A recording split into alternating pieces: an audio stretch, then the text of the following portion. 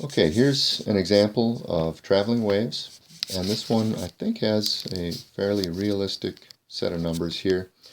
We're given that a sound wave in air has a period of 2.27 milliseconds and moves at 330 meters per second. And the questions are, let's calculate the frequency of this wave, the wavelength, and we're just going to convert the wavelength into meters, centimeters, and millimeters.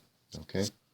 And so first thing I'm going to do is I'm going to say, okay, t is 2.27 milliseconds, which is 2.27 times 10 to the minus 3 seconds.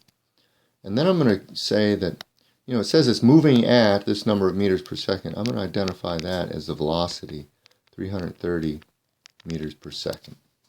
Okay? And now I'm going to look for an equation that involves the frequency, the period, and the velocity. Well, the first equation I'm going to use is that the frequency is 1 over the period. I've got the period, so I can calculate the frequency from that. The frequency, being 1 over the period, is 1 divided by 2.27 times 10 to the minus 3rd seconds. And if I plug that into my calculator, 2.27 times 10 to the negative 3rd, and hit the 1 over x button, I get 440.5 hertz. Okay, that is a realistic problem because 440 is the A note on the scale. Okay, that's a standard that we tune our instruments to. Wavelength now, I need a new equation, and the speed of propagation is distance over time, and the wavelength is the distance a wave goes in one period. So we have distance of a wavelength, period of time of one period, and that gives us our velocity. And so I need to solve this equation for the wavelength, and I can do that by multiplying both sides by capital T, and I end up with the wavelength is velocity times time.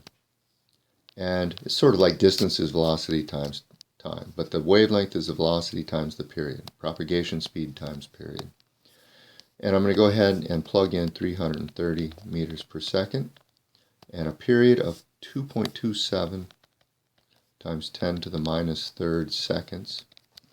If I multiply that out, 2.27 times 10 to the negative 3 times 330, I get 0.749 meters, or about 75 centimeters.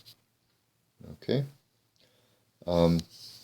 Oops, that's what part C is. Let's go ahead and do it more carefully than that. 0.749 meters. And I'm going to either multiply or divide by 100 because there's 100 centimeters in a meter. Which one is it? Well, I'll figure it out by writing down the conversion factor. I'll put 1 meter here, and 1 meter is 100 centimeters. So now the units of meters cancel, and I've got centimeters. 0.749 times 100 is 74.9 centimeters. If we want to convert it into millimeters, we can do that also. Lambda is 0.749 meters, and I'm going to say that there are 1,000 millimeters in 1 meter. And 0.749 times 1,000 shifts the decimal 3 places, which is 749 millimeters now. Okay, hope that helps, and this is a realistic problem. The wavelength of an A440 note really is about 75 centimeters in the air, and thanks for listening.